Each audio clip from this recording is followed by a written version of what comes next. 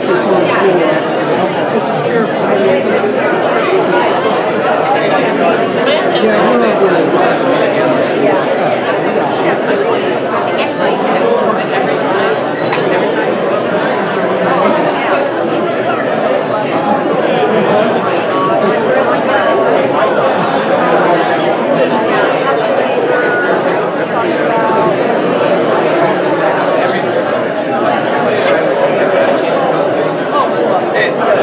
It's a very special treasured pen. You see, it's a one-of-a-kind limited edition.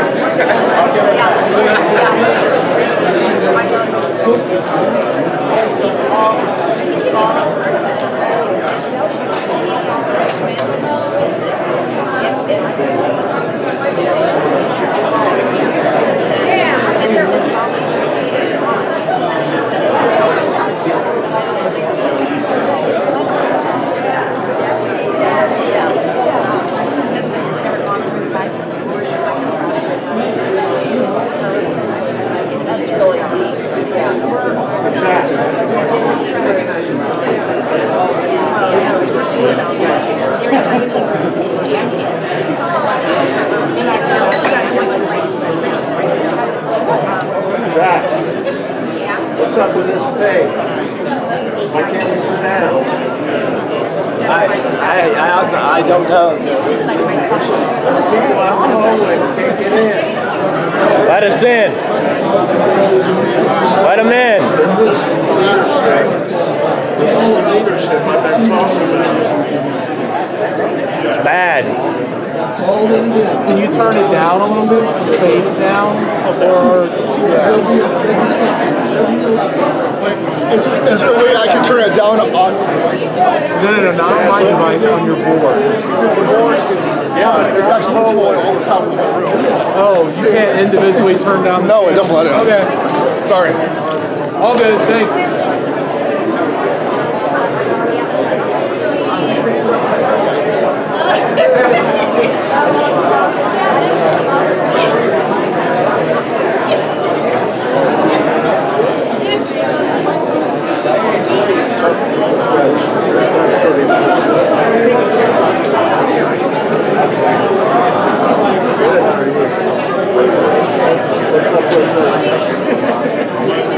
They don't want the public coming in. They're about to bring this thing up. Are they? We're trying to get the fair right here.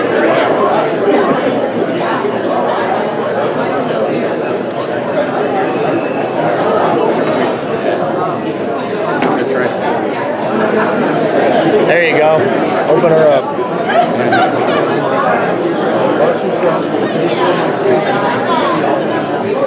Okay, ladies and gentlemen, please take your seats.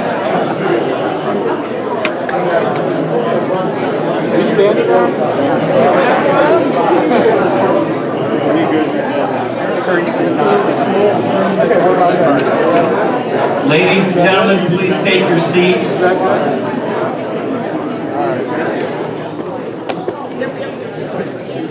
Thank you.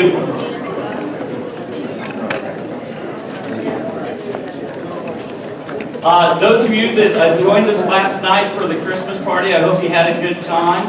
It was a great event, and as we think about the holiday season here, Christmas and Hanukkah are an excellent time for us to all think about the many gifts and blessings that God provides on us.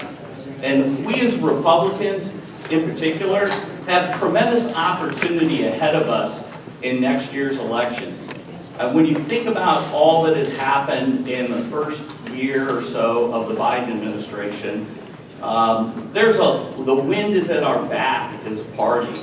And it presents for us many, many opportunities for Republicans to get elected in next year's election cycle, notwithstanding the victories that we had this past November. So please think of those things as we go forward.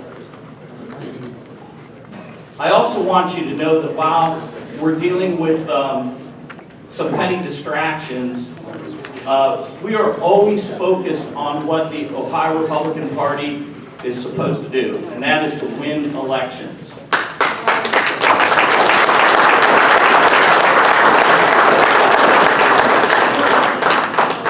if you follow our press activities and our social media feeds, you'll see that we're constantly going after Nan Whaley for her support for critical race theory.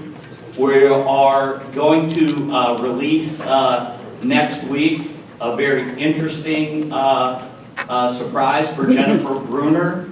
As you know, she's a justice of the Ohio Supreme Court. She's conflicted in dealing with these redistricting cases that come up. Several of the litigants supported her campaign, raised money for her campaign, and she campaigned as someone that would support Democrats on redistricting. So she has had an opportunity to recuse herself. She has refused to do so. And so we have promised to make it an election issue, and you will get a sneak preview of that next week. So Merry Christmas, Jennifer Bruner.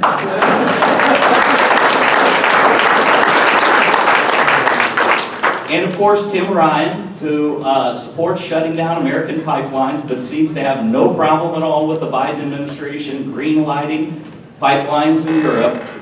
We are tagging him for all the joys that come with high gas prices. So when you fill up your tank or you pay that bill, whether it's electricity or gas to heat your home in the winter, think of Tim Ryan and the Joe Biden and Kamala Harris policies.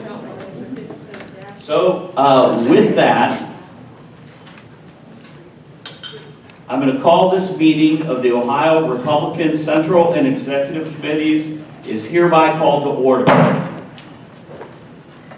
As we do in every meeting, so that God is in our hearts and in our mind, I recognize 6th District Committeewoman Judy Westbrock to provide us with the invocation. Please stand and remain standing. Judy?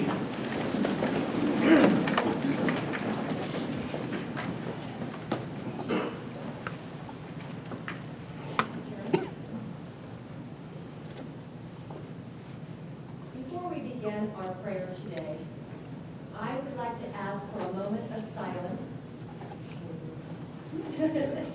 I would like to ask for a moment of silence for those we have lost through death recently.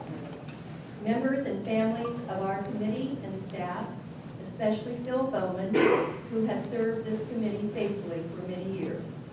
Chairman Paduchek's father, Treasurer Johnson's mother, and all those for whom we pray for. Moment of silence, please. Thank you. Dear Heavenly Father, we give you thanks today as we are gathered in this committee.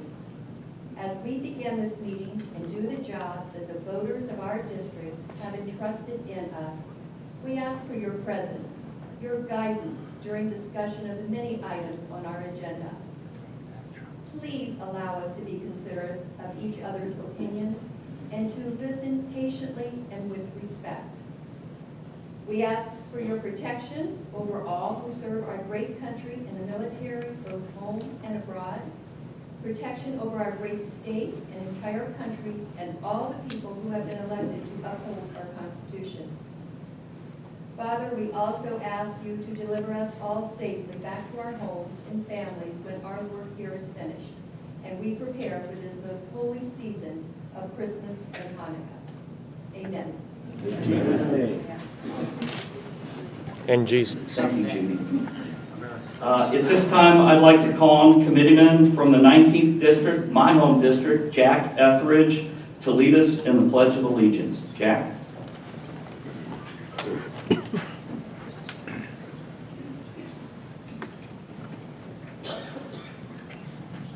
Thank you, Chairman, and good morning to everyone. Given that this is the time of Thanksgiving, I just want to take a moment to think about what we have to be thankful for. And I want to publicly declare that I'm thankful for each and every one of you, the committee members, and for your volunteer contributions and service. I also want to thank the voters who elected me to serve them and represent their interests to the Ohio Republican Party. And finally, I want to be thankful really for all of us in our great republic, the greatest and freest republic in the world. And for all of that, we should be thankful by pledging our allegiance, which please join me in doing. To the flag of the States of America and to the republic for which it stands, one nation under God, indivisible, with liberty and justice for all. Thank you, Jack. I see you have your Christmas hat.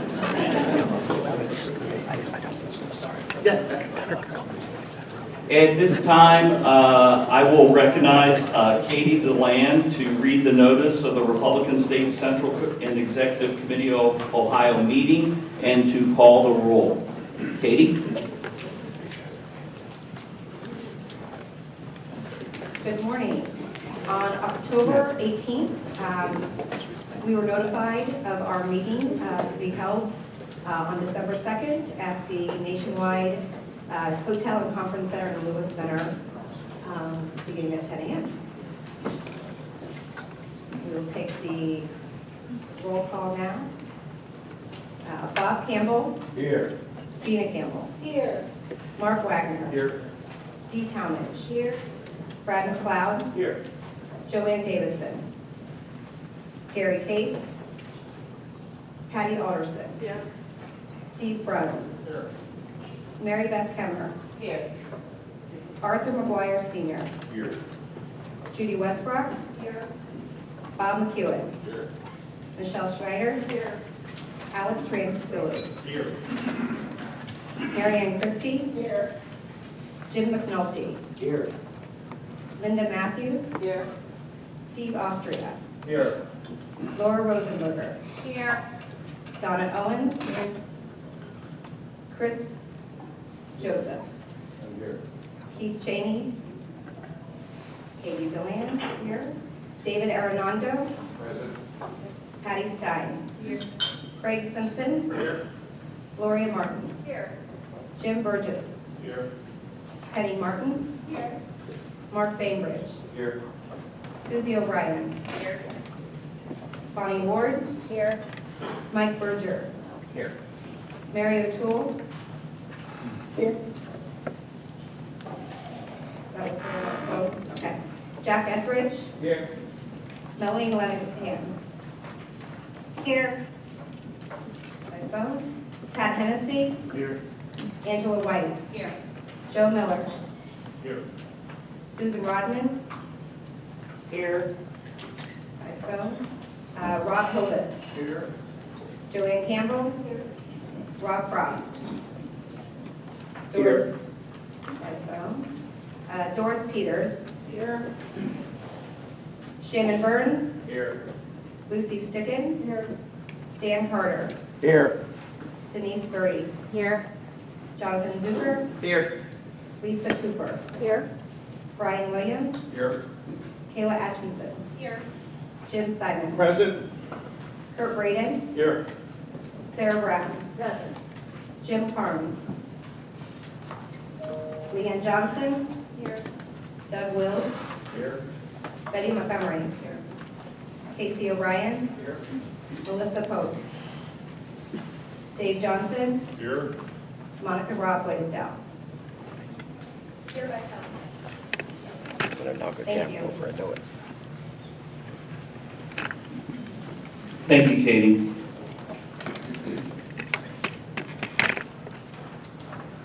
So, members, you should each have an agenda for today's meeting. It can be found in the red member folder.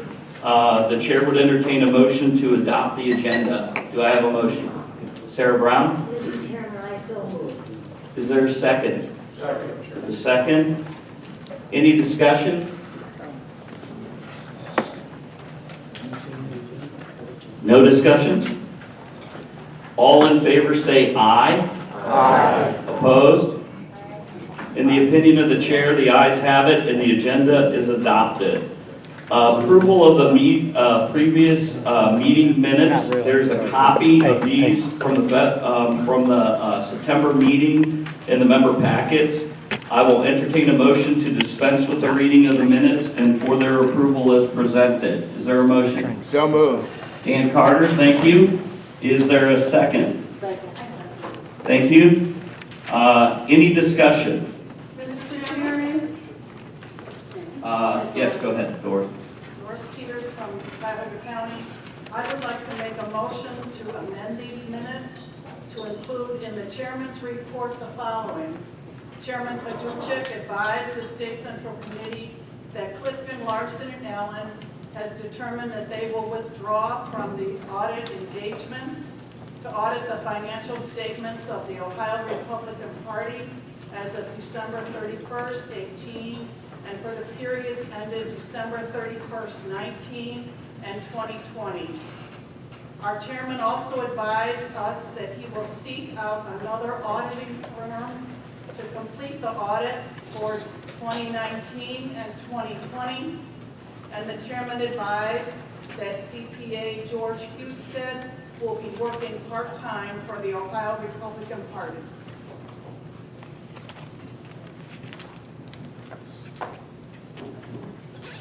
Is there a second to the motion to amend the minutes? Okay, a second.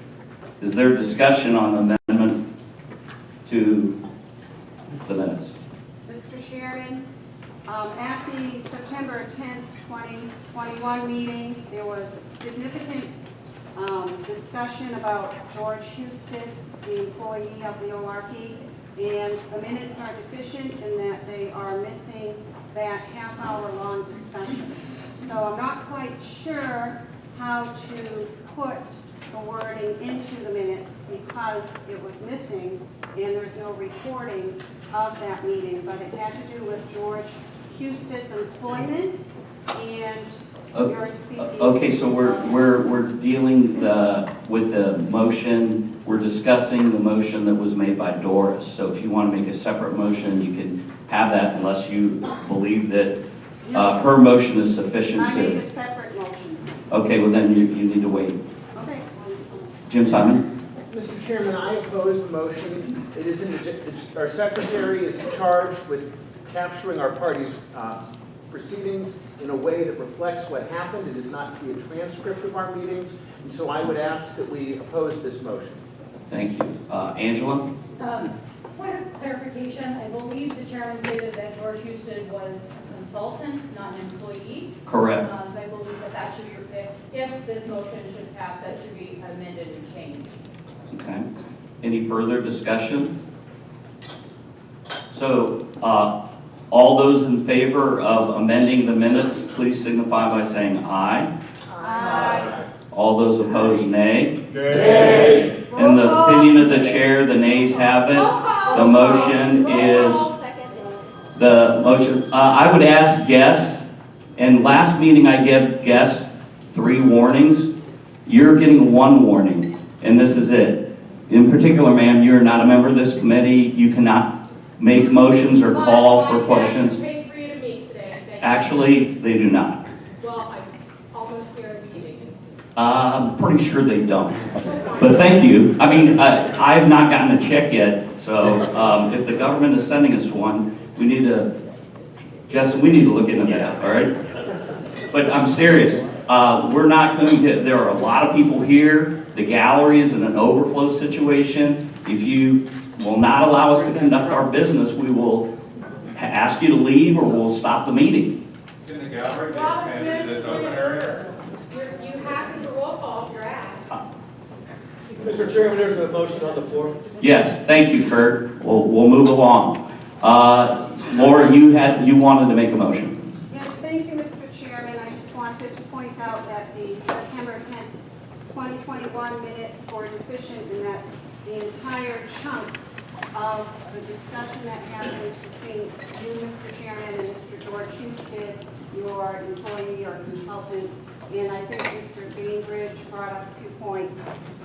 So that was about a half an hour long discussion, and there's nothing in the minutes reflecting that half hour long discussion. So I think the minutes need to at least mention George Husted's name and his firm that he works for. So Laura, I need you to articulate the specific change to the minute. If you want to make an amendment to the minutes, you have to articulate that similar to what Doris Okay, said. then I move that the minutes be amended to say that George Husted is now an employee of the ORP, and he is employed by the firm Henry Allen?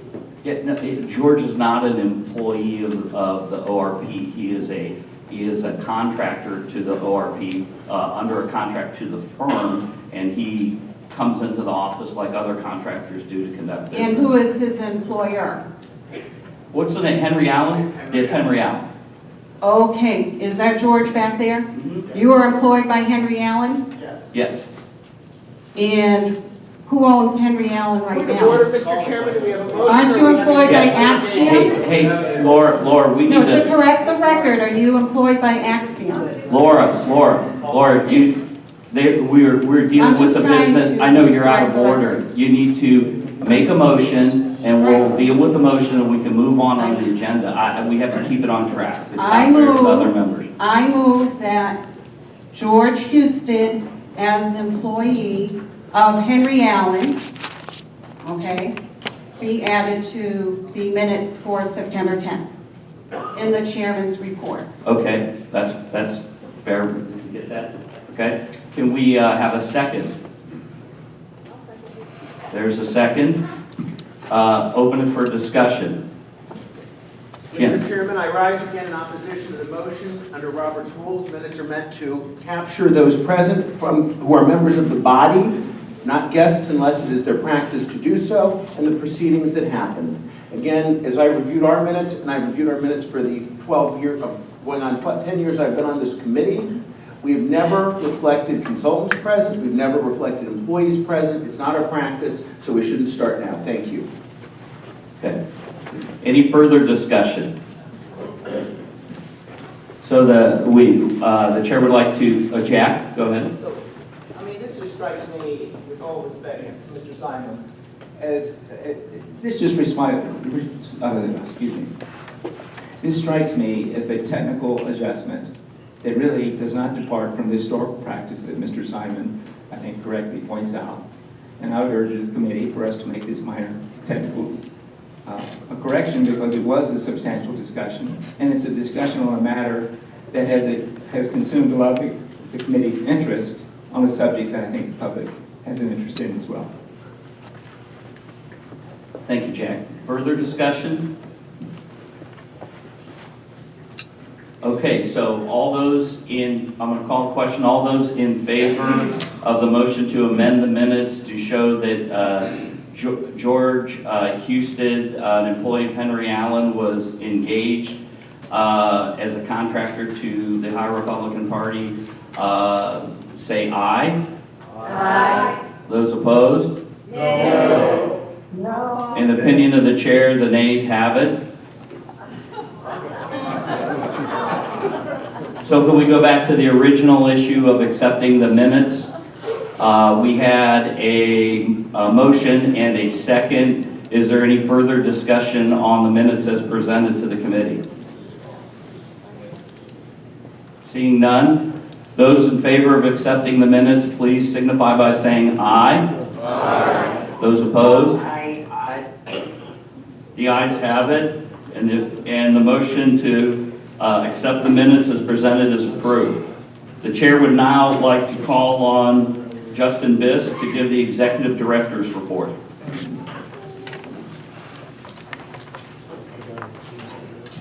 Good morning. And thank you, Mr. Chairman. So there's been a great deal of changes since we talked last on September 10th. Since that time, we've made some new personnel adjustments. We hired a new finance director, Laura Bates.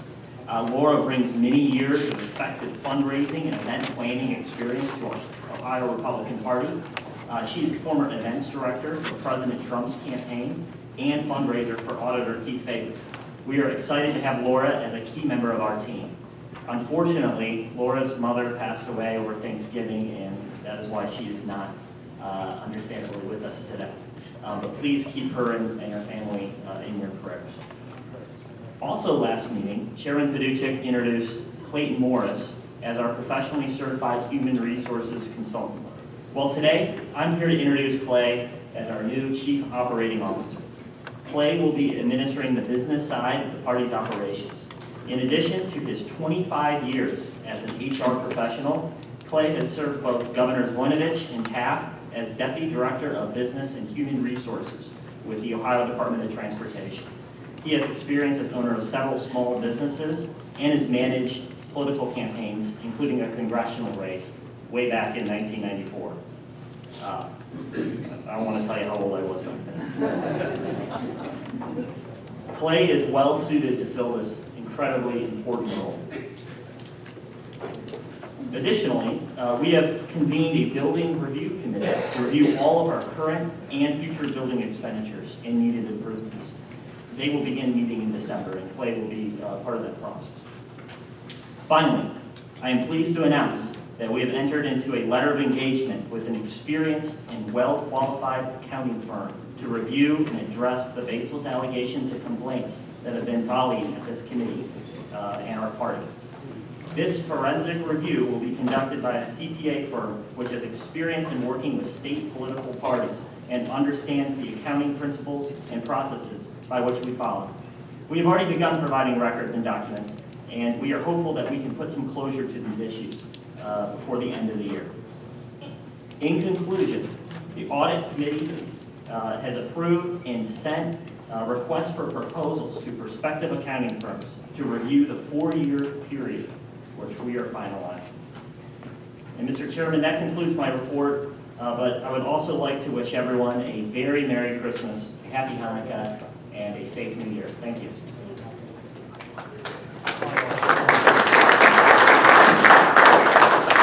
Thank you, Justin. And Justin's getting married in May? May? Mazel tov.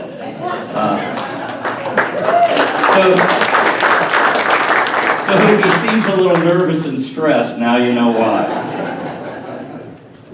She's a lovely girl. Hope you get a chance to meet her. Yeah, do you have a... Yeah, I just wondered if we could get actually an email with the update. Sure, we'll give you an update on that, yeah, Thank you. absolutely. The chair would like to recognize the Honorable Dave Johnson, our treasurer, to give the treasurer's report. Thank you, Mr. Chairman. I don't know that I have the title honorable. It is a pleasure for me to present the financial report for this period. As many of you know, the party has now hired a CPA to manage our finances and our compliance. That gentleman's name is George Husted. He was involved and instrumental in preparing today's financial reports. Now on to our current finances. Starting with our balance sheet, total cash on hand is $1,300,523. This compares with $821,157 in 2017. We are up about $479,000 for that period of time. Total liabilities currently are $463,412. This compares with liabilities of $907,000 in 2017. We are down $444,000 from that period. Moving on to our profit and loss statement, monies raised January 1st, 2021 through October 31st, 2021 amount to $1,371,845 in total income. Some fundraising highlights: we've continued pushing our direct mail fundraising program, which has now generated $290,846. The chairman has been hard at work expanding our base of major donors and has brought in an impressive $485,000 from these donors. Total ORP operating expenditures is $1,182,920. And that is the sum and substance of the current report. And I want to say one more thing. There is not one shred of credible evidence to suggest that there is any money missing from this party.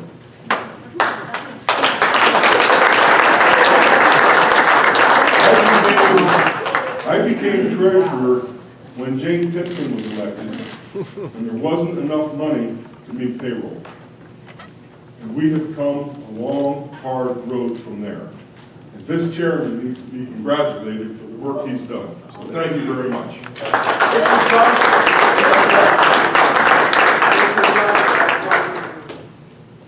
Yes, sir. At the last meeting, you gave us a report that said that at January 1st, 2021, this organization had an equity balance of $2,730,000. $2,730,618.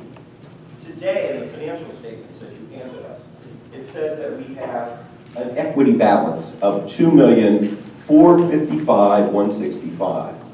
That's a difference of $275,000. What's your point? My point is that you're also showing there's income of $16,000. So what happened to the $291,000? It's basic accounting. It is basic accounting.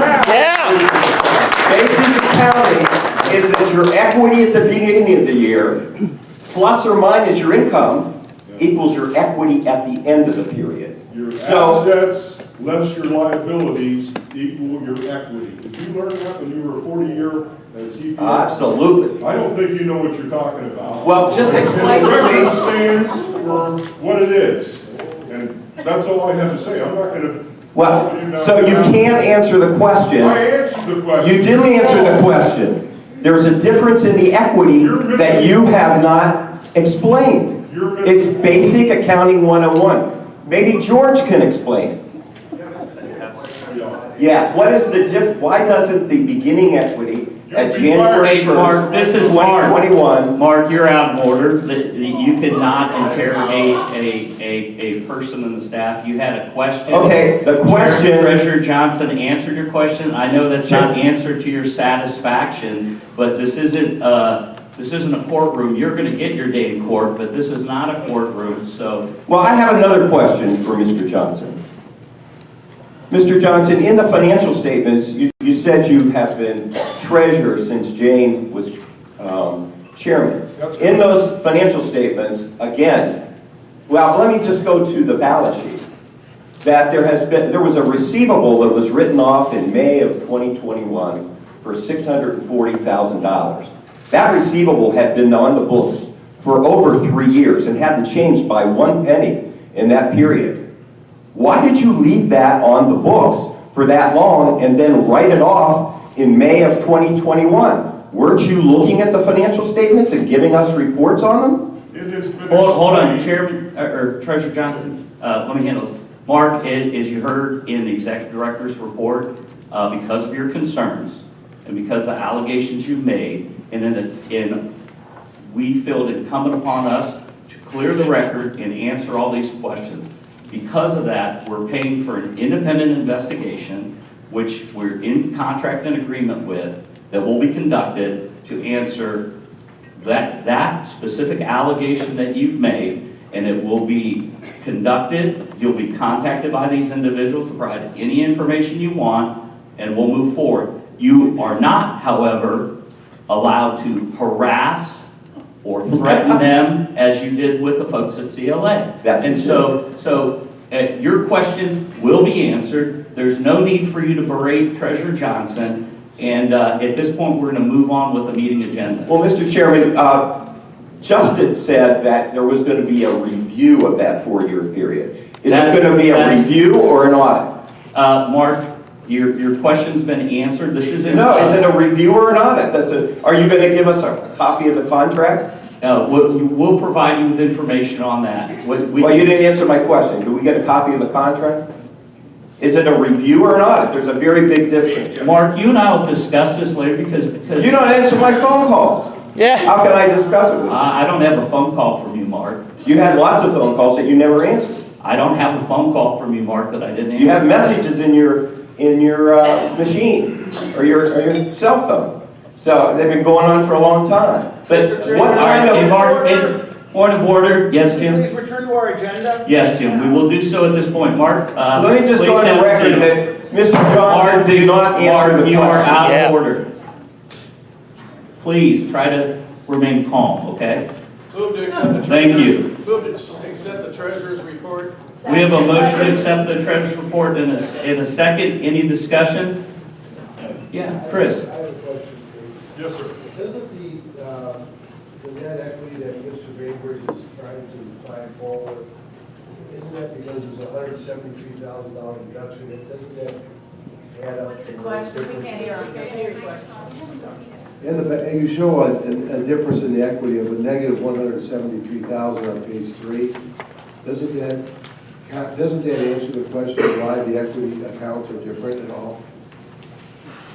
You know, the balance sheet is a snapshot in time. I understand it very well. Okay? Yeah. So, very simply, it's the assets of this organization, less the liabilities, equals your equity.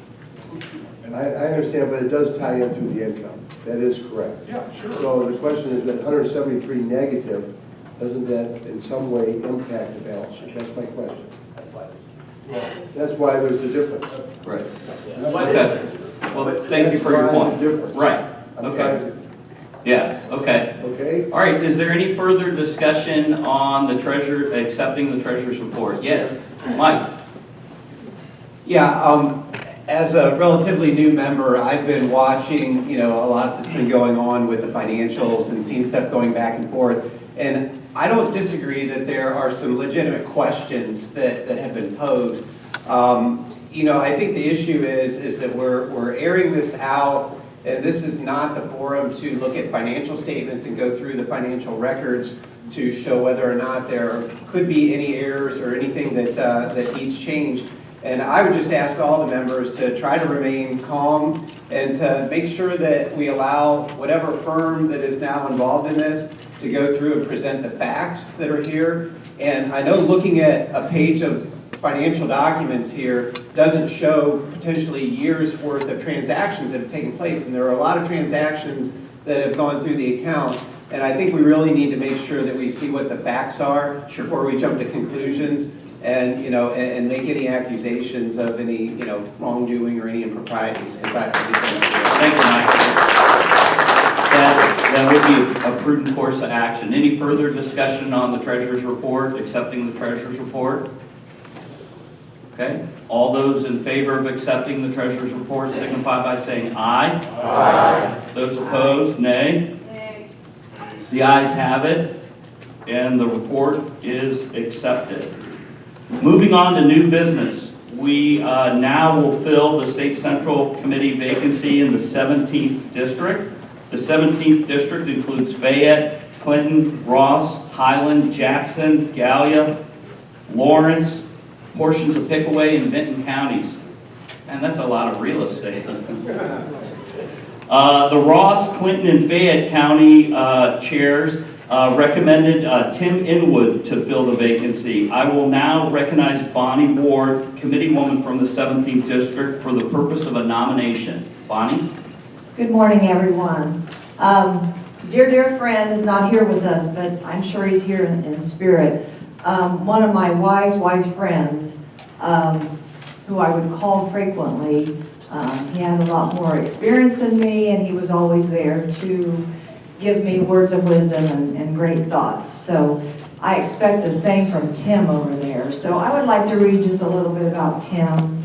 Tim is a devoted Republican who got his political start going door to door with his grandmother for Republican candidates at the age of 5 in 1968. As a teen, he was further inspired by the conservative agenda of President Reagan and Congressman then Bob McEwen. In college, he served as the president of the Wright State University College Republicans and represented the school at President Reagan's second inaugural. He was active helping the Clinton County Republican Party and its candidates, serving on several campaigns for many years. There he served as communications chairman for the party until 2014. Mr. Inwood was then elected to serve the chairman of the executive committee of the Clinton County Republican Party and as overall chairman of the party. He still serves in that capacity and is pretty popular with his fellow chairmen, statewide elected officials, and Republicans in Washington, D.C. Tim is a Republican's Republican. Conservative to the marrow of his bones, he will be a good fit on this body. I am honored and pleased to nominate Tim Inwood to fill the vacancy of the State Central Committeeman in the 17th District. Thank you. Thank you, Bonnie. Is there a second? Yes, I'd like to second that nomination, Mr. Chairman. You just heard Tim's political resume. Let me tell you about Tim the man, Tim the advocate for the Second Amendment. He's a director of the OGCA. He tirelessly works with candidates, makes speeches, goes out, works as hard as anyone I've ever known in the Second Amendment work for that great right. But he's a wonderful man, he's a wonderful husband, he's a wonderful father, and a blessed grandfather. I second that motion. Thank you, Dan. Are there any other nominations? Seeing no other nominations, the nominations are closed. Is there any discussion? Hearing no discussion, we'll now vote on the nomination of Tim Inwood for the vacancy in the 17th District. All those in favor say aye. Aye. Those opposed? Aye. Nay. In the opinion of the chair, the ayes have it. Congratulations, Tim, for being elected. Would you please come up, and Bonnie, would you come up as well?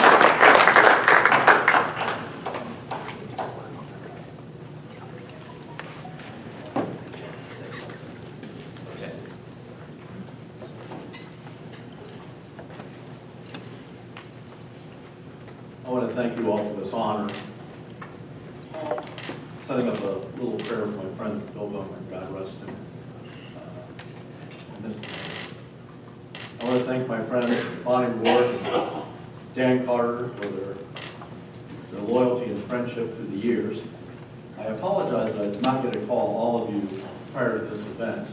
I did reach out to a number of you, but we'll get to know each other in the coming days. I pledge to you that I'm going to work hard for our conservative cause and help elect our candidates and defeat our opposition. And I'd like to remind everybody our opposition are the Democrats.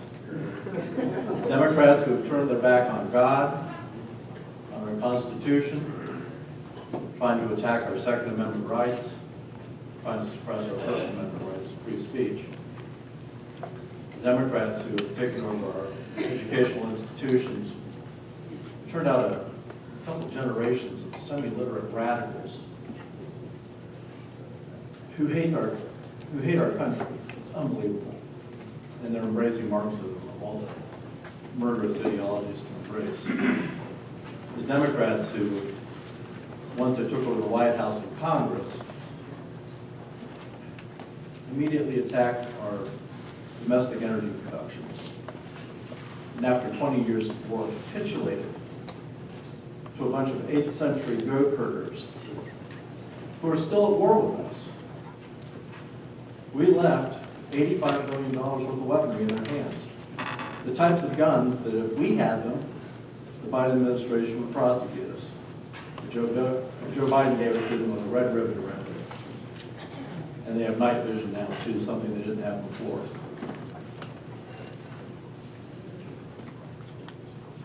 My friends, if we're going to save this country, we have to keep in mind who the real opposition is, the Democrats. We have to defeat them. But there's only one way that we're going to defeat them, and that's if we're unified.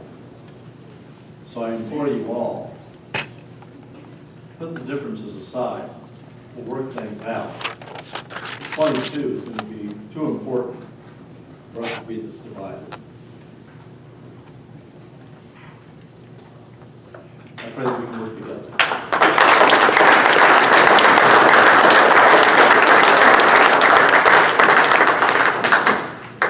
So let's, what we're going to do is we're going to have you take the oath of office. So please raise your right hand and repeat after me. I, Tim Inwood, do solemnly swear that I will support and defend the Constitution of the United States. I will support and defend the Constitution of the United States. And the Constitution of the State of Ohio. And the Constitution of the State of Ohio. That I will obey the rules and bylaws of the Republican National Committee. I will obey the rules and bylaws of the Ohio and National Republican Committees. and the rules and bylaws of the Republican State Central and Executive Committee, and the rules of the Ohio State and Central and Executive Committees.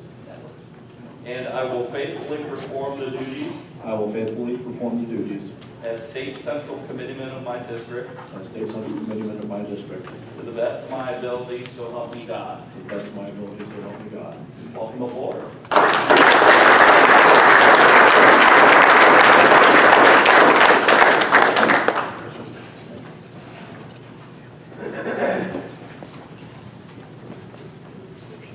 Okay, now we will fill the State Central Committee vacancy in the 28th District.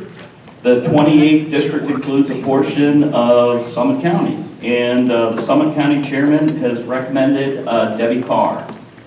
I will recognize Brian Williams, Committeeman from the 27th District, for the purpose of a nomination. Thank you, Mr. Chairman. This vacancy exists because, for a happy reason. Debbie Walsh, who is a longtime member of this committee, was appointed recently by the Republican Central Committee to be the Akron Municipal Clerk of Courts. We had a retirement and a vacancy, and Debbie has stepped up in a competitive race. She was stepped up and she was appointed by the local party, so therefore by our bylaws she must lead the committee. Debbie, I want to thank you for your service on this committee and everything that you've done for the Summit County Republican Party over the many, many years.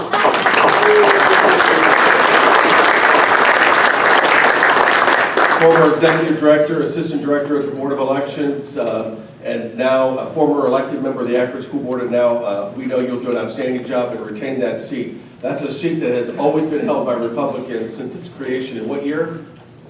1928 or something like that. We've had it for nearly 100 years, so we're going to keep that record going.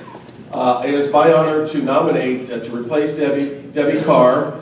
I joked last night with Debbie, the reason we did this because we're frugal and we're going to take Debbie Walsh's name badge, just put a little piece of tape over Walsh so we can have Debbie Carr. We already have the name badge, so we went out and found, we couldn't find a Debbie Walsh to replace with. Debbie is an outstanding Summit County Republican. Funny story, years ago, my predecessor Alex Archikoff announced at a Republican dinner that we needed volunteers at the Board of Elections to come and work because we need loyal Republicans to keep an eye on the Democrats who, if it's not nailed down, will steal it, including elections. And Debbie answered the call. She came to the Board of Elections, and when the payroll clerk asked for her driver's license and her Social Security card to enroll her, she said, well, this is pretty intense volunteer work. And she said, well, no, you're going to be an employee of the Board of Elections. And Debbie was willing to go down to the Board of Elections and volunteer and work as an employee just so that we could have fair and good elections in Summit County. Since then, she has become a member of the Finance Committee. She and her husband, Fred, who is a retired economics professor, a free market conservative, they do exist. He is a professor. They are loyal supporters of the Summit County Republican Party, both as Finance Committee members, but they've raised two children, son and daughter-in-law, who have been elected officials on behalf of the Summit County Republicans, and they've done an outstanding job. Leader in all of our women's organizations and executive committee members. Everything she's been asked to do, she has voluntarily done so with great cheer and aplomb. She will be a constructive and joyful member of this committee. Mr. Chairman, I'm happy to nominate Debbie Carr for this position. Thank you, Brian. Is there a second? The chair recognizes Jim Simon.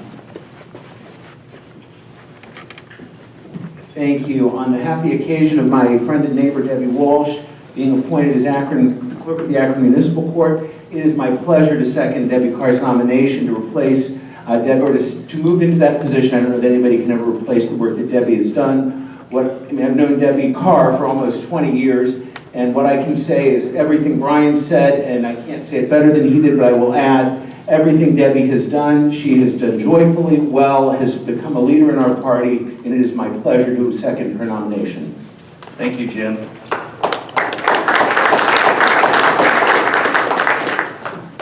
Are there any other nominations? Seeing none, nominations are closed. Is there any discussion? Hearing no discussion, we'll now vote on the nomination of Debbie Carr. All those in favor say aye. Aye. Those opposed, nay. Aye. The ayes have it. Congratulations, Debbie. Come on up.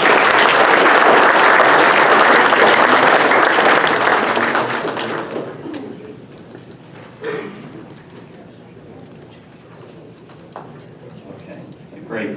Brian, if you'll hold the Bible here, and I'll raise your right hand. Yes. Okay.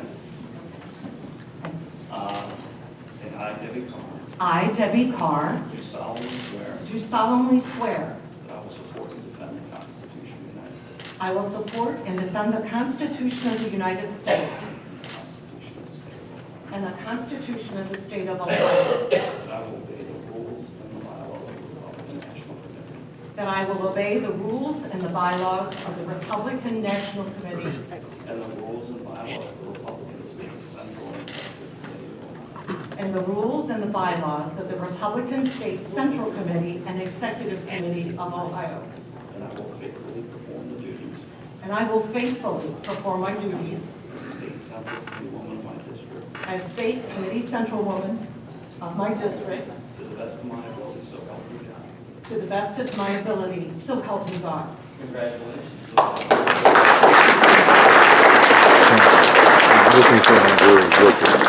Was it rowdy earlier or was rock? You know, Brian has a radio program and he does a stand-up routine. He's available for bar mitzvahs and quinceañeras. They weren't throwing. Be here all week. We will now consider the 2022 budget proposal, which is found in your folder. The budget was prepared by the Budget Oversight Committee and approved by the Fiscal Review Committee. The chair now recognizes Mary Ann Christie for a motion to adopt the budget. Mary Ann?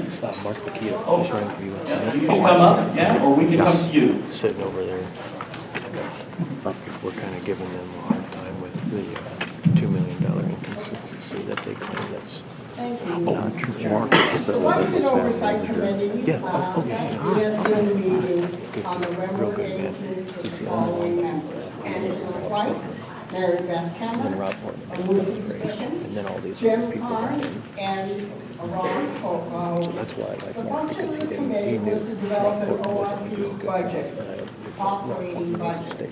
And the committee did an in-depth event and looked at the present requirements of the ORP and looked at past budgets that were passed. So the budget for the coming year is $1,997,374. Mr. Chairman, I move the adoption of this budget. Thank you. Thank you, Mary Ann. Is there a second to the motion? Seconded. Is there any discussion? Mr. Chairman, I have some questions. On the budget, we've been talking about this for a long period of time. A budget is as a governing document that is used to make a management accountable. And without a comparison to the actual numbers, which this budget doesn't give us, this budget is pretty much worthless. And we've talked about that our financial statements that we get on a quarterly basis should also have a comparison. The other point I would make, question I would ask, is why aren't revenues included in this? Again, revenues hold management accountable for what donations they're going to get for a year. And how can we budget expenses if management's not made accountable for the revenues that they need to raise? Thank you, Mark. Any other discussion?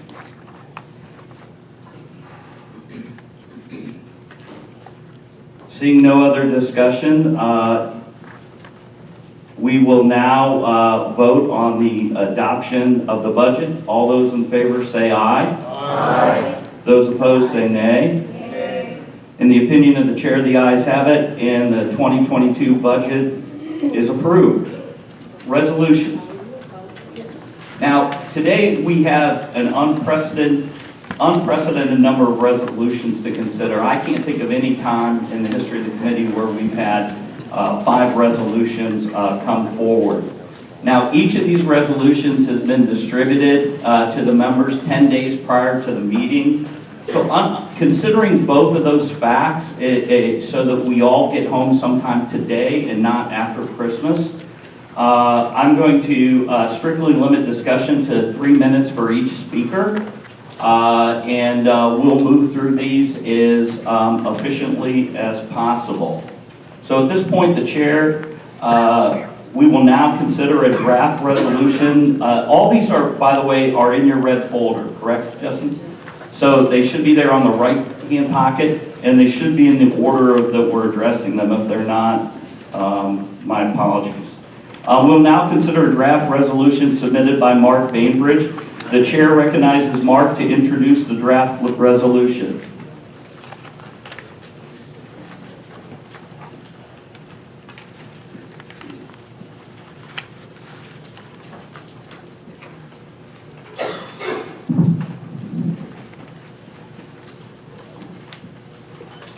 Today I present a motion to the Ohio Republican Party regarding financial audits.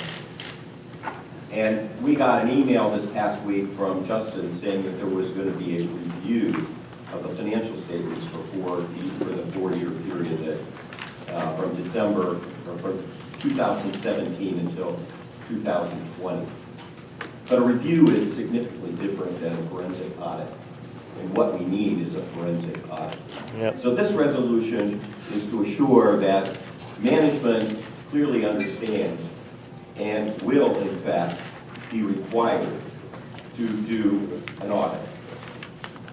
Whereas, and I'll read this resolution to you, whereas the financial statements for 2017 through 2020 presented by the ORP treasurer incorrectly recorded accounts receivable balances of $640,000.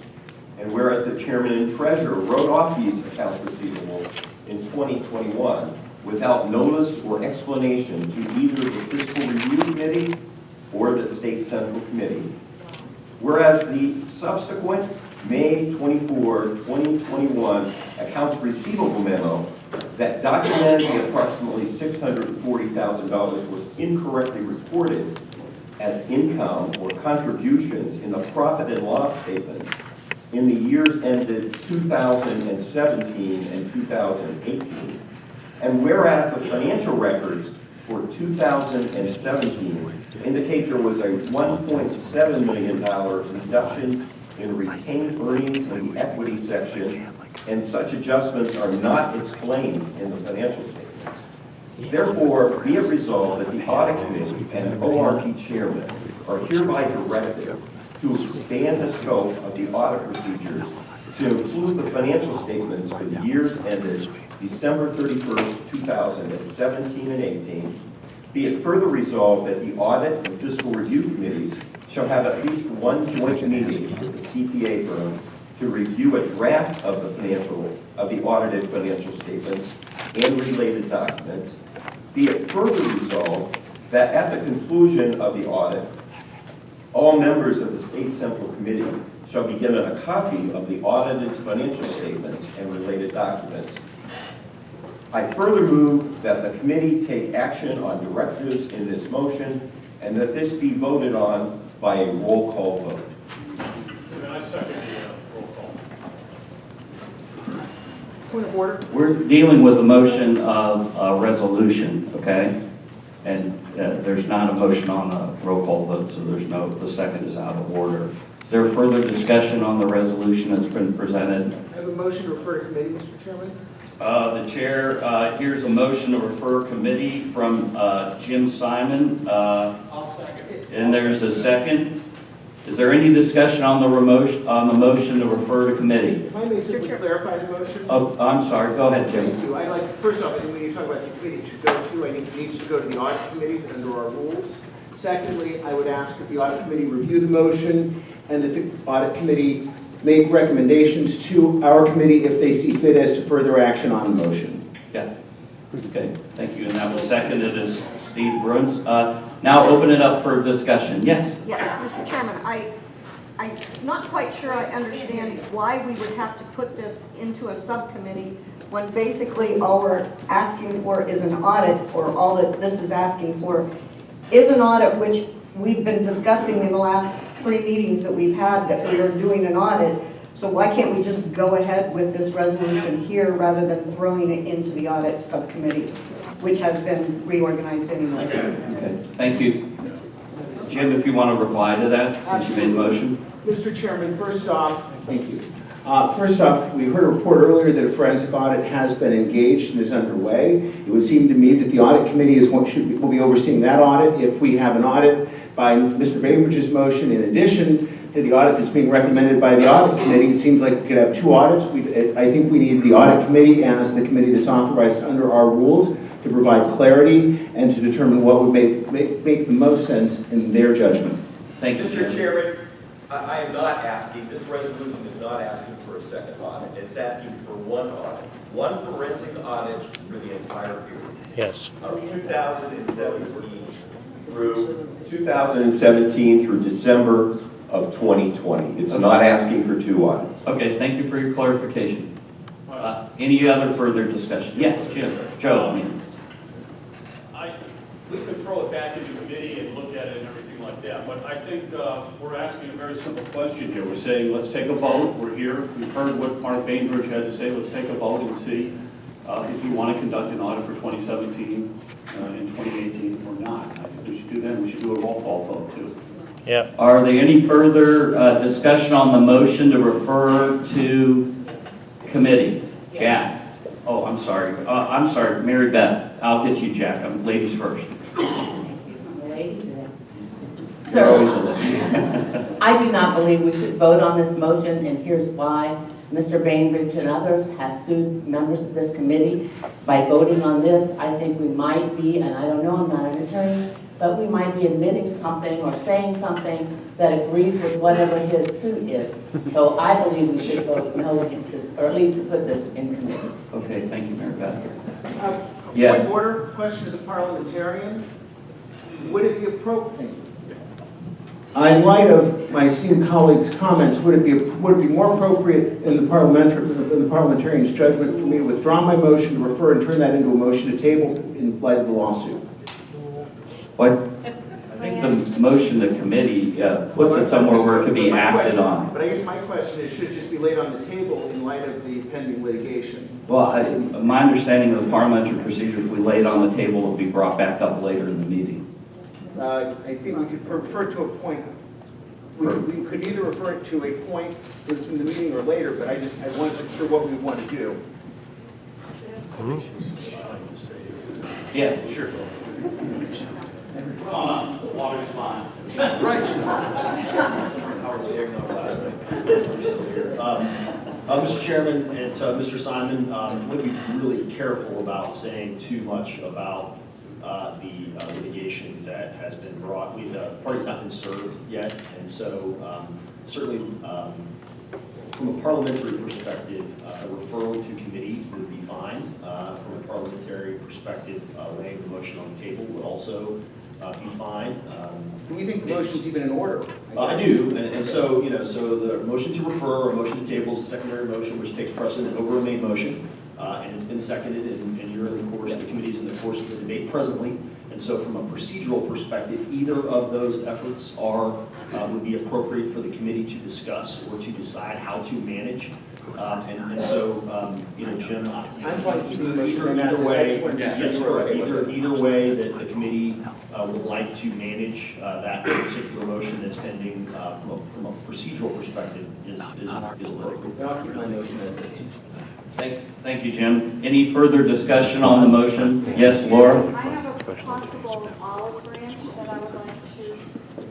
I'm not sure. Well, you can have a discussion. You can discuss. I would like to offer a possible solution to this. Okay, that's fine. When you presented, I would like to offer a possible solution to the question of Mr. Bainbridge's resolution or motion, whatever you want to call it. When you presented the audit today, it was unclear as to how far back that audit will go with this new company that you have hired. So maybe if you clarified, does this new audit contract to go back to the fiscal year ending 17? Yes, it goes back 4 years. It was in Justin's report. I'm not Okay, sure if goes we back caught to that. fiscal Yeah. year ending 2017. Correct. Okay, thank you, So Mr. 4-year, members wanted to go back further than 4-year. I wanted to have the first audit completed before we did that, but now that we're starting from scratch again, we just decided to do the 4. Okay, thank you, Okay. Mr. Chairman. I'm just trying to confirm, it is an audit, not a review? Is that correct? I don't have it in front of me, I can get you a copy of it. Well, Wow. I know whether or not it's an audit or a review. Our bylaws require us for the audit committee to review the treasurer's report and finances and books and to provide a report each year. We're not required to do an audit or fiscal review or anything on the line. So what you're saying is this is a review that you guys are talking about, not an audit? Yeah, I'd have to look at it. I don't have it in front of me, but we could get that clarified. Listen, we're going off track here because there's a motion on discussion. I need to know what I'm voting for. No, but Yes. we have a motion to refer this to the audit committee. And if this goes to the audit committee can answer those questions, deal with those questions, and address these issues. So we have to keep the meeting germane to what is happening on the meeting. I'm really sorry about, this is it. If any more outbursts from the gallery, you'll be asked to leave. And I would hope that you would do so quietly. Okay? Thank you. So, Jack, you wanted to make a comment in the discussion. Thank you, Chairman.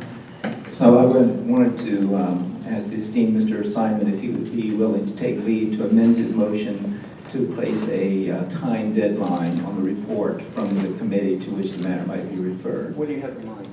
Well, what would you have in mind? I'm thinking 3 months. Well, I guess I think we need to hear from the executive director how long the audit's going to take. Well, I guess I'd like to... Kurt Braden's the chair of the audit committee. Kurt, how long do you think your committee would want to look at this? Well, we're still waiting for some more information about continuing the audit process. And we could shoot for the next meeting, but... You want to do 3, so the next meeting would be February, which would be roughly 2 months. Yeah, I think we might need a little longer than that, just the process that's going on. Okay. Yeah. So an update by the next meeting. Yeah, be an update next meeting. Sure. Gentlemen, Jim, you comfortable amending? So the question is, for everyone's edification, is to refer the resolution to the audit committee for a review and report to be reported on at the next meeting, which is February, Justin's date. Something. 4th, February 4th. Any further discussion on the amended motion to refer to committee? Oh, do we have a second to Jim's motion? Yes, seconded, yeah. Okay. Mr. Chairman, I request a roll call vote, please. We don't have provisions in the rules for roll call votes. So we will do the votes. What you have to do is call the roll. We do not have provisions for those votes. We will call the ayes and the nays, and we'll see how it looks out. If we have to do division of the House, we'll do division of the House. Okay? This is on. I don't quite understand, like, at the State House or anything, people vote and then they get their name and where they stand on these issues and stuff. Yes. We get to this committee here and everybody it's yay or nay, we don't know who's voting, or a secret ballot or something. What's wrong with doing roll call? So people can just really stand up for what they believe in with this committee. Well, I appreciate the sentiment, but that's not how the committee has been governed. That's not how the bylaws work. I'm sorry. I'll defer to the parliamentarian. Is it part of Robert's Rules of Order that we can have a roll call vote? We had a roll call for who is attending here. We can certainly have a roll call vote on how people are voting on this vote. Yes. Well, we have a lot of resolutions to go through, and as we see, this one's taken a lot of time here. So do we have a call? Is there end of discussion and a call to the question? Can I have an answer from the parliamentarian? Go ahead, Chris. What were you saying? So the question on the floor is Jack's amendment to Mr. Simon's. I think Jim agreed to proffer it as his. I think I withdrew my resolution, removed, Yes. and I had a second. Yeah, so I think Jack requested him to do that, and he did that, so that would negate the need. Am I right about that? Okay, good. Point of order. Could the What's your... parliamentarian explain why we can't do a roll call vote in accordance with Robert's Rules of Order, which is included in our bylaws? So, Mr. Chairman, there's no provision in the permanent rules for the roll call vote. The committee, if it wants to amend the rules at some point to require a roll call vote, you can certainly do that. That's not a provision in the permanent rules. Robert's rules do not supersede. Can't hear. Yeah. Point of order, the permanent rules do say that Robert's rules supersede anything in the bylaws. They No. provide that when anything not That's explained in the incorrect. bylaws go to Robert's Rules, is what the permanent rules say. May I ask the parliamentarian a question? My recollection is that our rules specifically provide for how votes are to be conducted, and if we were to conduct a vote any other way, that would then require a change to the rules, which would be a 2/3 vote. Isn't that correct, Mr. Parliamentarian? Mr. Simon is correct. So I guess the Thank question you. is, do we have a 2/3 vote to take a roll call vote per Mr. Bainbridge's request? And I know I at least would be voting no on that. So the current discussion is on the issue of referring the resolution to the audit committee to come back and give the full committee report by the next meeting, which is February 4th. Okay? Is there further discussion on the question at hand? Yes. Yes, we've been talking about this since May, and there's no way that anybody here can't understand what's going on. Right. We just don't know what the numbers are. We don't understand the numbers, we don't know what they are, and an audit is needed. I mean, we know an audit. I agree completely, Jim. We would have had one that would have been completed the first week of October had not unauthorized members of this committee harassed and harangued the auditor and put that in. You're not recognized. This is not a point of order I'm not issue. involved. I'm not involved in any of that. I didn't say you were, but I think we want to get this done and get this answered. I don't think there's anybody on this committee that doesn't want to have that completed. There's no one that expressed it. So we're trying to move forward through this on this. So There's no reason to put this off till February. We've discussed it to death. Well, we're not putting, well, hold on. We need to have this audit done. Jim, let me be clear that there is two distinctive things happening here. There is an RFP that is out to do a 4-year review, okay? There is a motion to do something with all the stuff in Mark's resolution. We're having a discussion right now on a motion to refer that to the audit committee to get an answer to us by the next meeting. That does not stop the current RFP process that's taking place. That does not stop the separate investigation that we're funding based on Mark's allegations and our need to clear the state party's good name. So those two things are going to continue to go on, whether this resolution passes or whether this resolution doesn't pass. Okay? So there's a call to question. Point of order, Mr. Chair. What's your point of order? Under Article 7, Section 2 of the bylaws, it says the most recent edition of Robert's Rules of Order shall govern all proceedings of the committee, not specifically covered by these permanent rules. Your point of order is out of order. We're having a discussion here, not on a roll call vote. We are having a discussion on a motion. The question has been called. We're going to call question, all right? So, we are now, just to keep everybody up to speed, because there's a lot going on here, there is a motion to refer Mark Bainbridge's resolution, which you've all had for 10 days, to refer that to the audit committee to come back with a report on that resolution at the next meeting of the state executive and central committees. Okay? All those in favor say aye. Aye. Those opposed, nay. Nay. Clearly, to the chair, the ayes have it, and the resolution is sent to the committee. Okay, moving along.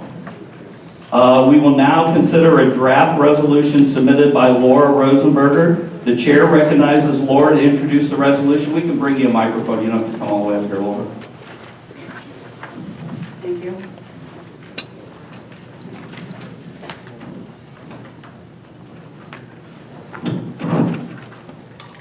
Ladies and and gentlemen of this fine committee, I am going to preface my proposal with a simple story of why we must require Chairman Paduchik to repair his breach of contract and obey the bylaws by returning the standing committees to their original membership established by former Chairman Jane Timken and requiring the standing committees to elect their own chairman. I respectfully ask you to listen to my reasons why it is imperative we honor our bylaws.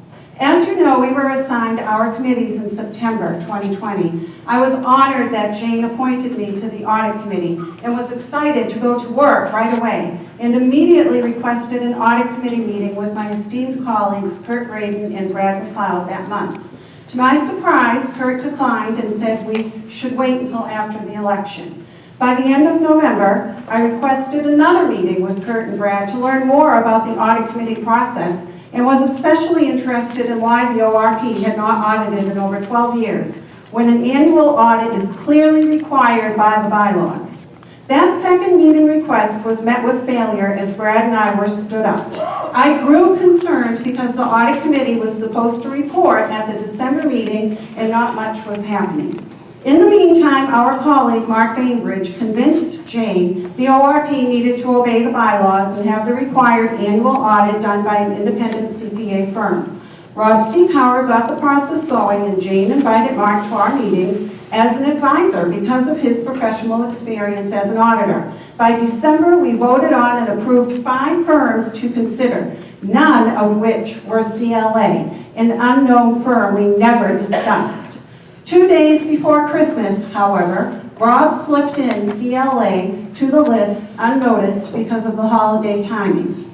From that point on, Mark was not invited to any more meetings, and in January, without him, we selected CLA knowing it had a conflict of interest with the Timken name. Then we got a new chair and nothing happened for a very long time. It was May and the audit was supposed to be done in June, so I asked for a copy of the CLA contract Chairman Paduchik signed with any supporting documentation to be sent to the entire audit committee. I was met with resistance, but I got the contract and requested a third meeting with the audit committee again and was again denied that third meeting by Mr. Graydon. Nothing happened over the summer with the exception that Mr. Bainbridge and I spoke with CLA, which is consistent with generally accepted accounting standards, and Chairman Paduchik chewed us out for doing so. When CLA terminated its contract, I was not told until everyone else learned of it at the September meeting. In October, like a lot of other members, in a retaliatory move by Chairman Paduchik, I was kicked off the audit committee for interfering with the audit. Ladies and gentlemen, this is the truth and is supported by the timeline, emails, and recording evidence I possess and can provide upon request. I keep meticulous records and have everything materially substantiated, including audio recordings of it all, because I was the bookkeeper for the Springfield Symphony Orchestra, a very old cultural nonprofit for several years, where I performed an annual independent audit with CPA firm Clark Schaefer Hackett. Based on my professional experience, I can tell you the 2017 Right Side Compliance Report is not an audit. It is a consulting report done by lawyers from a consulting company. Audits are lawfully mandated to be performed by CPAs from a CPA firm, and in 2017, it's definitely not, so anyone calling it an audit either has not read it or is deceiving you. The cover page proves this. Pass it out. Ladies and gentlemen, I will conclude. I should never have been kicked off, and my proposal is I move that this committee take action and require the chairman to obey the bylaws and repair his breach of contract by returning the standing committees to their original 2020-2022 structure as appointed by Jane Timken and requiring them to elect their own chairman. Laura, I further move this action be voted on by roll call. Thank you. Again, we're asking members to keep it to 3 minutes. You know, your resolutions have been out for consideration for 10 days. We have a lot to do. These are taking a long time. At 3 minutes, we'll cut off your microphone after that, okay? I'm waiting for a second. We have a motion. Is there a second? We have a second.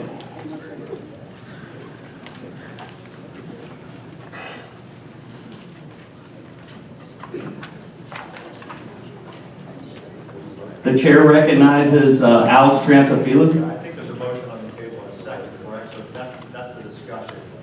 Yeah, so we moved to discussion, I'm sorry, yeah, we moved to discussion on the I motion. have a different motion. I was going to suggest referring this to committee to take up the members' allegations.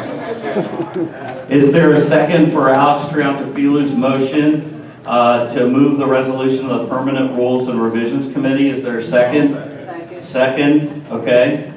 A motion to refer the draft resolution of the Permanent Rules and Revision Committee is on the table. Is there discussion? I have a discussion, very brief discussion, but the bylaws specifically state that we're to hold the subcommittees for 2 years. And so when we are elected we are assigned to these committees, and we're there for 2 years. And then at the next election, you know, the chairman has the option, I think, to change, because there'll be new members and things like that. Nowhere does it state that you can just remove us anytime you want to, or create a new chairman. That's my problem. It's a violation of the bylaws.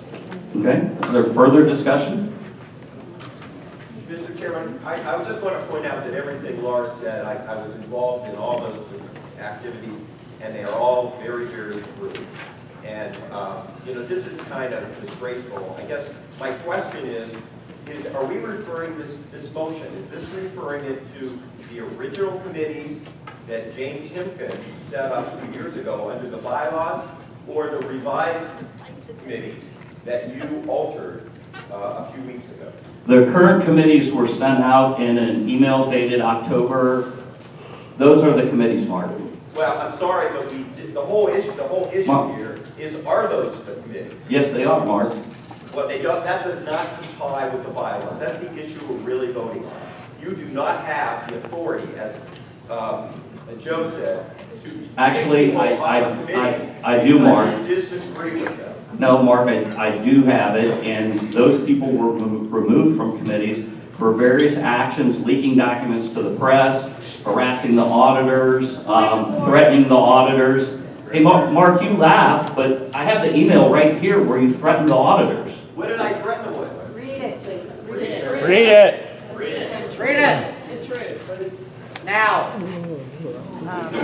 Again, the outbursts, you know. Mr. Chairman, move to take a recess to clear the committee. Let's Second. No. Do not kick out the public. This is it, right here and right now. No more disruptions, or we will take a recess. You all will be removed, irrespective of whether you said anything or not. Okay? If I do not hear, this is a quote in an email from you, Mark. If I do not hear from you by 5 p.m. Tuesday, August 10th, in your email to Clifton Larson Allen, that you have changed your position with regard to this matter, you will leave me no choice but to consider CLA a party to the financial problems of the ORP. That's not a threat. I guess it's open to interpretation. Yes, Mary Beth. Again, we've been sued by these people. I think it could be prejudicial for us to consider resolutions about the things on which I think it'd be prejudicial for us to consider any of this prior to this lawsuit. I'm not a lawyer, but I'm guessing that anything we do could be prejudicial to our side. Thank you, Mary Beth. Yes, Shannon. Burns.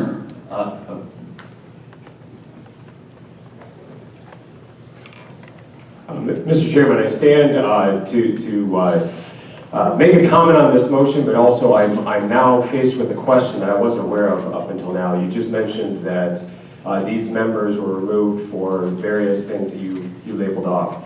Up until this point, I thought that you had removed me from a committee because I'm a Renacci guy.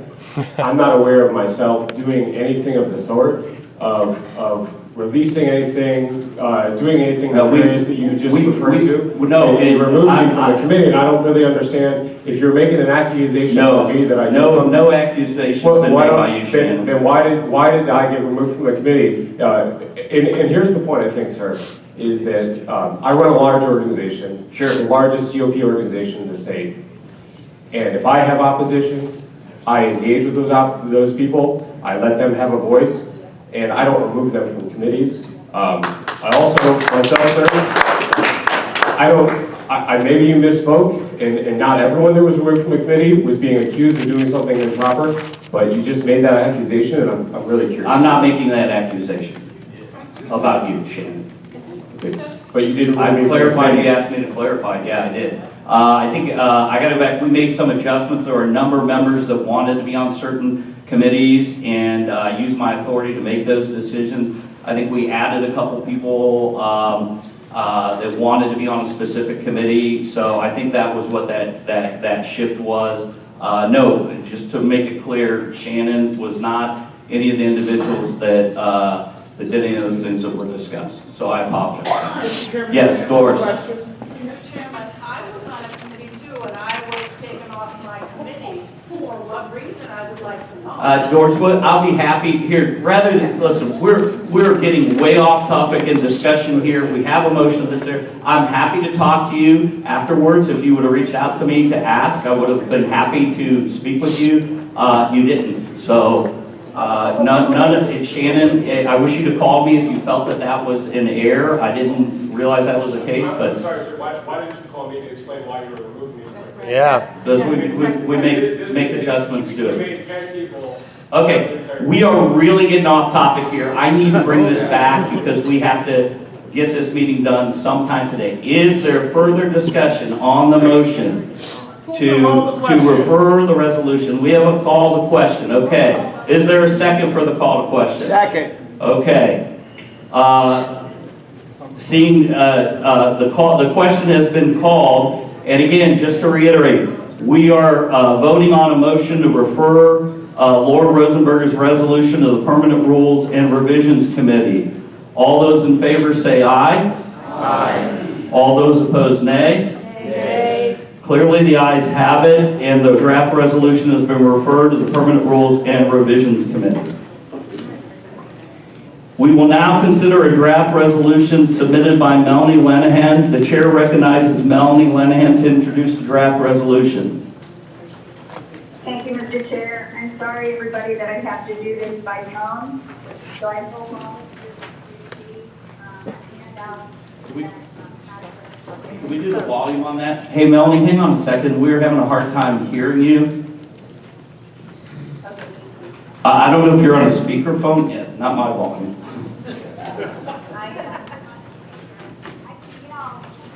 Sorry, get closer to the mic. Can you get closer to the mic? No. Can you hear me now? Yes. Yes. Okay. Barely. I apologize that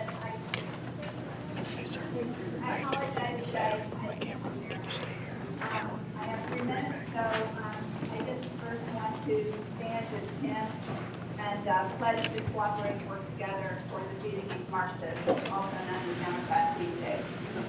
Okay. This resolution regarding ORP Clinic services is just something I believe to be an important and relatively simple step to improve the credibility of us in our organization, the state central committee or the party, as well as our staff and more importantly our candidates and elected officials.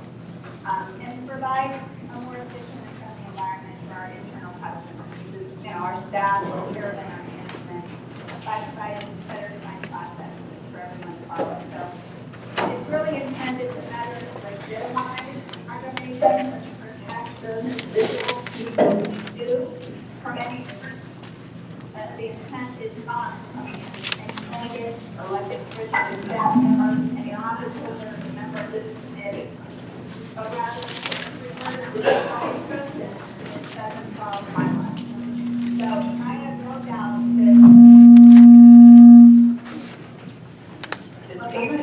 the background music. Melanie, are you still with us there? I'm here. Okay. We're having a hard time hearing you. I have no doubt that this resolution will be appreciated by our Republican voters and donors and enhance this committee's ability to achieve and exceed our goals of getting more Republicans elected and attracting more voters and donors to our party, and will help us to be a more effective and efficient organization.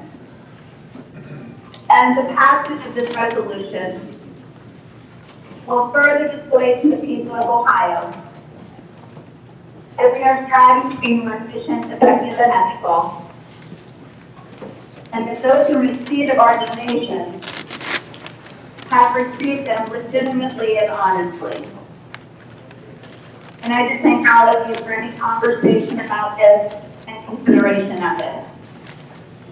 Now, Mr. Chairman, since everybody's had this for 10 days, do I need to read it? No, you don't need to read it. I think we got to thank you, and sorry about the audio problems there. We got you better towards the end. There is a motion has been made for a resolution. Is there a second to the resolution? I second it. There's a second. Mr. Chairman, The chair recognizes Dave Johnson. I recommend that we refer this to the Permanent Rules and Revisions Committee.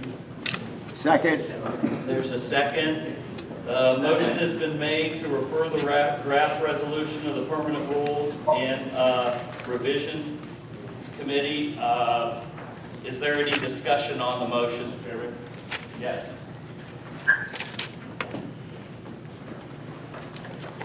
Well, seeing as though I was a member of the Permanent Rules Committee up until recently, I will share with the committee my opinion here. I've been involved within campaigns around the nation, here in Ohio, doing great work for our president, President Trump, who will be our next winner in 2024. I believe that the party is facing its first real challenge of the modern day post-Trump era. President Trump was very, very gifted in changing our party for us unilaterally. He moved this state from a purple state, a hard purple state, leaning blue in some years, to a solid red state, winning by more than 8 points, and most likely greatly due to our chairman's hard work.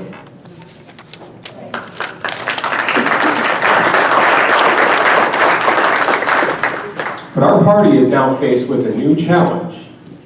This challenge is one of contested primaries. We haven't had real contested primaries. Even if you look back to the 2006 contested primary, that wasn't even close, right? That was the last one that was legitimate in our modern day era.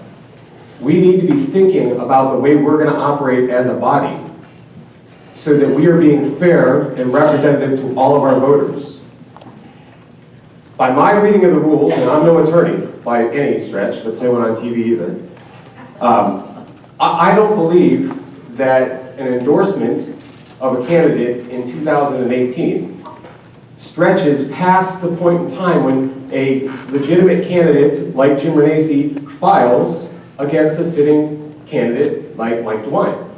I don't believe that endorsement transcends that announcement that was made. So when we are now faced with a circumstance where the party is determining what we can do for our candidates when there's a contested primary, you have to look at the bylaws. And the bylaws clearly state that candidate services can only be provided to an endorsed candidate. If you don't believe that Mike DeWine is endorsed right now, as we sit today, then we are not permitted to provide candidate services to that candidate. In my mind, raising money for them, that's a service that we provide to candidates. Providing in-kind contributions, paying for their staff on our payroll, that's a candidate service. I don't believe that in this new era of the Republican Party that we should be providing these services that we used to always do when there wasn't contested primaries. We need to be thinking about that, and we need to make smart choices, and we need to have discussions and not refer them to committee. We need to have that discussion today because everyone's relying on us to be transparent, to follow rules, and to engage. That's what we need to do today. Any further discussion? Oh, yes. Gloria. May I ask Mr. Chair? May I be recognized, Mr. Chair? Yeah, who's on the phone? This is Melanie Lynn. Okay. I'm speaking to that motion. I just feel like I understand the motion to take it to committee. However, this is a very timely issue. We can't take this to committee. That would be irresponsible. I think we need to decide this now.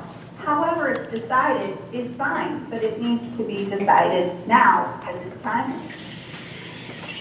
Okay. Chairman recognizes Gloria Martin.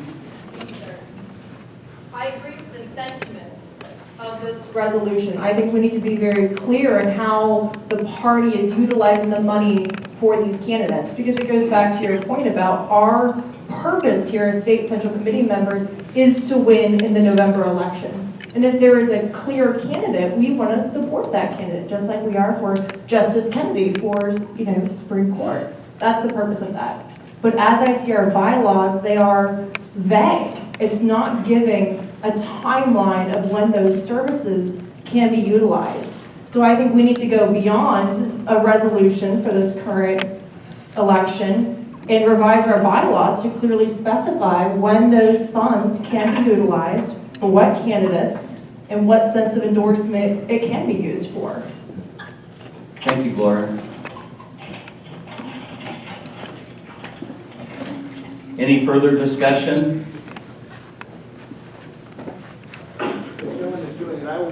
Oh, hang on, over here, sorry, Jim.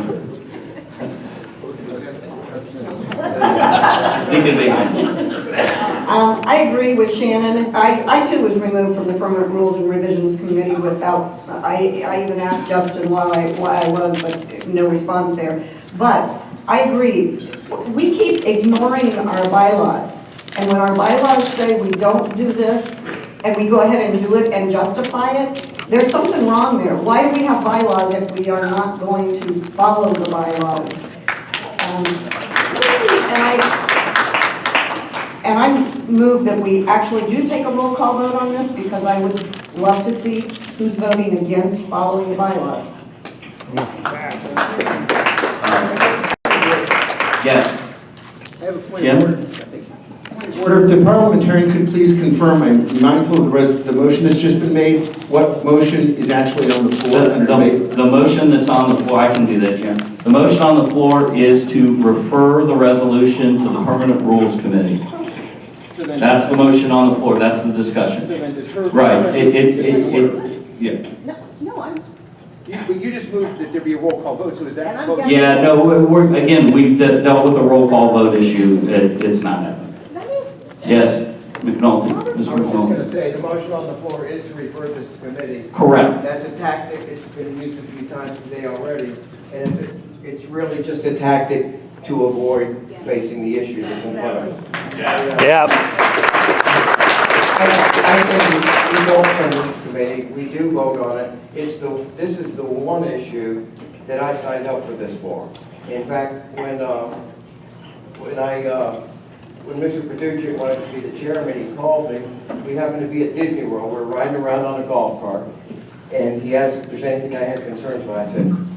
I said, I do not want us to endorse some primaries. I hope you can do that. Mr. Paducci said to me, he said, as a chairman, he said, some things I need to lead on, and some things I need to follow the crew on, follow the committee on. And he said, this is one of those things where I will follow the committee's lead.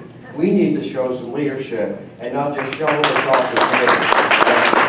Motion to call the question. We have a motion to call the question. Is there a second?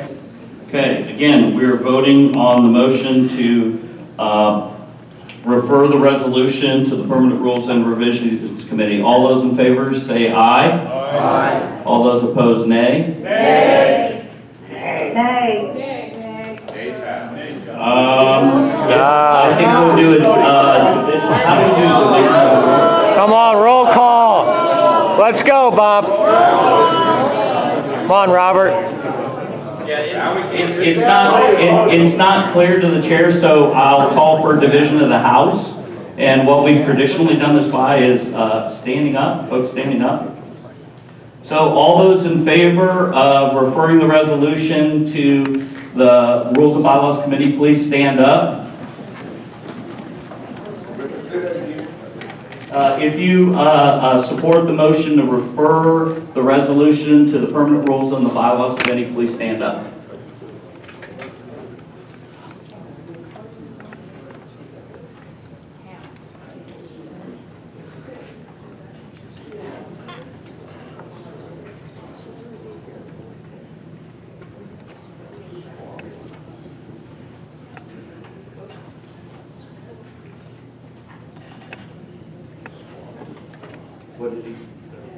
We have 35. The committee is 66. That clearly passes. Thank you. The resolution is referred to the Permanent Rules and Revisions Committee. Mr. Chairman? Yes. People are being harassed by the galleries out here. They are not stopping. They're voting. They're voting. It's impossible. We're going to take a brief recess and we're going to clear those members that are not elected officials. The elected officials and candidates can stay, but those of you in the gallery creating noise and causing problems, I need to ask you to leave.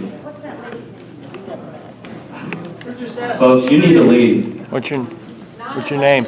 I'm suspending we're taking a recess until the gallery is Editor of cleared. the Hannah Report, Hannah News, Mr. Paducah will know. I'm just here with, we report on state government. I'm just here to cover this. Really bad. I have no dog in this fight. Could you let me know that I'm here? About press. Okay.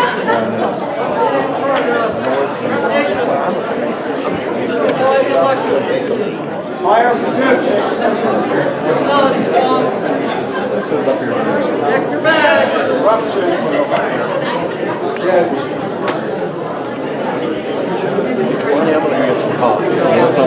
Hope you can help make some changes, brother.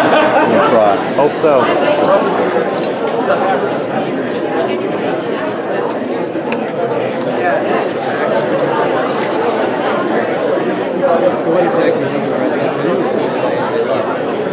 No leave? We're gonna stay?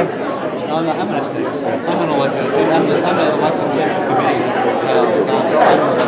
Oh, really? Yeah, I'm gonna. Hey, obviously, members of the credentialed media are allowed to stay. Where's Trisha? Trish? Credentialed members of the media? Okay, everyone else needs to leave.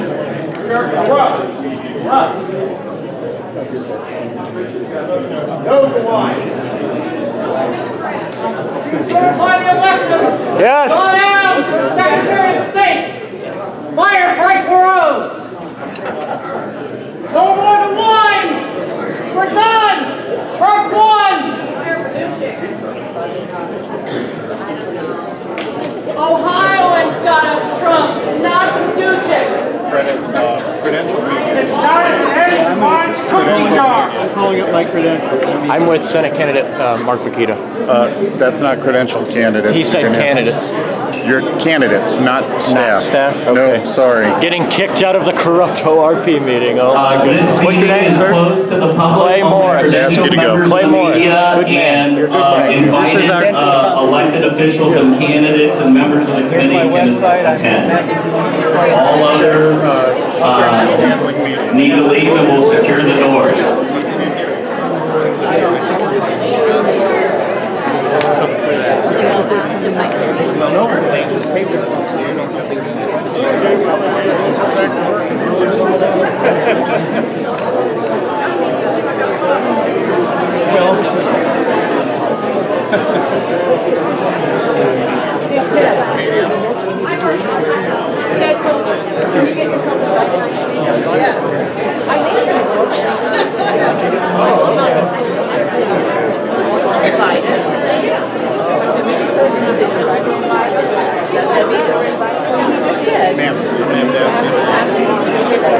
He's unconstitutionally kicking us out. We have to leave. He's not letting us hear the meeting.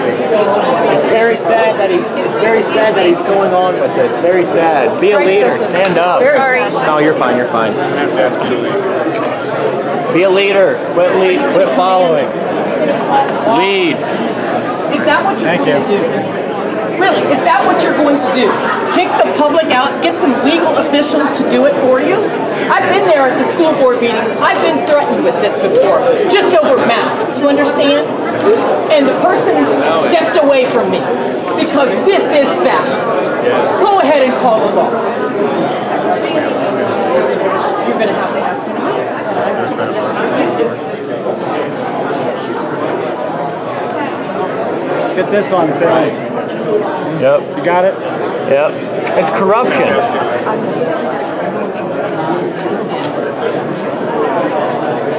Am I your legal counsel, Ms. Stoneburn? I hope so.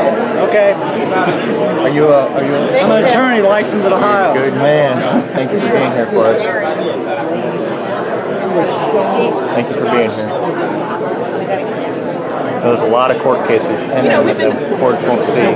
We've seen this before. You know, the threat to get us kicked out by the law. I don't think you should. I wouldn't give up like that, man. I wouldn't give up like that. You deserve to be here. You're a member of the party, right? Absolutely. Absolutely. You're not a guest. You're not a guest. You're a member. Sorry. We're members of the party. We're not guests. I'm a registered Republican. Well, I'll see you later. Okay.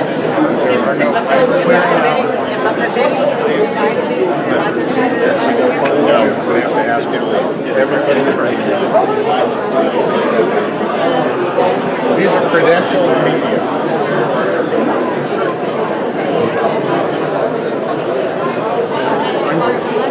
Those are central committee members. Yeah, but they are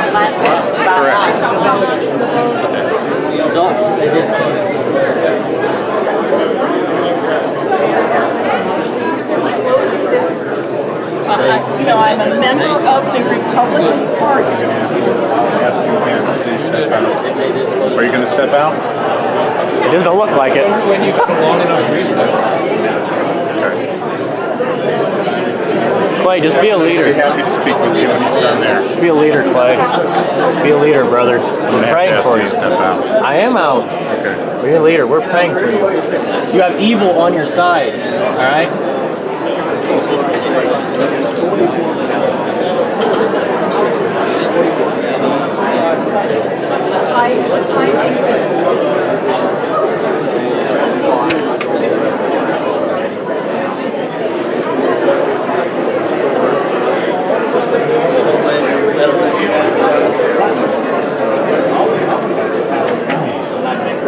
I'm not going to give him any because nobody knows to do that. Oh, I'm sorry. How you doing, sir? Hey.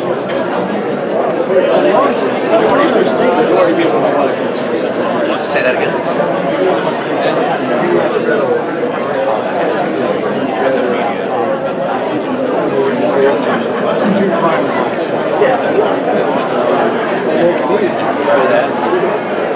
Yeah, you know, there needs to be a massive nobody, you know, outside of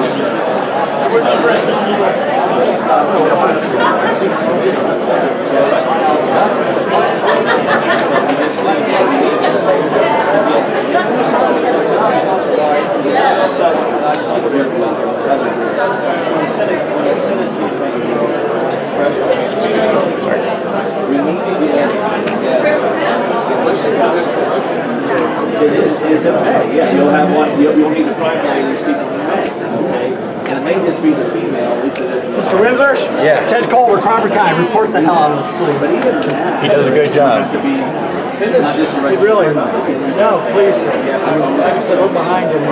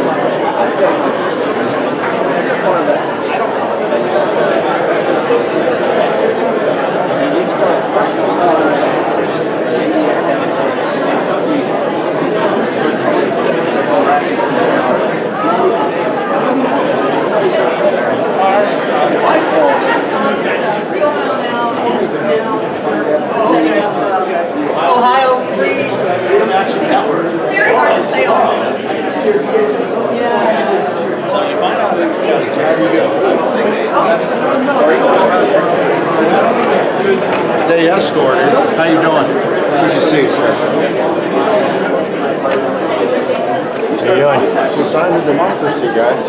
It's a republic. We live in a republic. Well, you know what? We go way back. Well, the history of democracy is a lot longer. You're absolutely all right. And I got schooled on that. I did get schooled on that. I always believe in the organic compass. Back in 1968. Oh, jeez. You're an age. Felt like the Democrat Party was more there. Right. They did. And they did. Yeah. I'm 20 years old. I might take it till you're 40. The only thing I have to lose is my freedom. Just encourage you and your generation. You only have to take over. You have to stay in the trenches. I know. I'm not backing down. And thankfully, I have Mark Pukita helping me out, giving me the opportunity. Good, yeah. Because if it wasn't for Mark Pukita, I wouldn't be here. I'd be working somewhere else. You had to do it. I love Mark. He's a fighter. He's been fighting since 2019. Well, he's the only one that had the courage to write down at the very beginning, this is what my platform is. Yeah, everybody else, oh, I'm in for this. Mike Gibbons, he's told me that it's too early to talk policy. I said, Mike, you ran against Jim Renacci in 2018. What do you mean it's too early to talk about policy? You sure have your policy written down from last time. Exactly. Yeah, good point. Yeah, I campaigned for him back at that time. Yep. He's not on the top of my list now. Ladies and gentlemen, I'm gonna get out of here. Clear the room in the next 5 minutes. We're going to adjourn the meeting.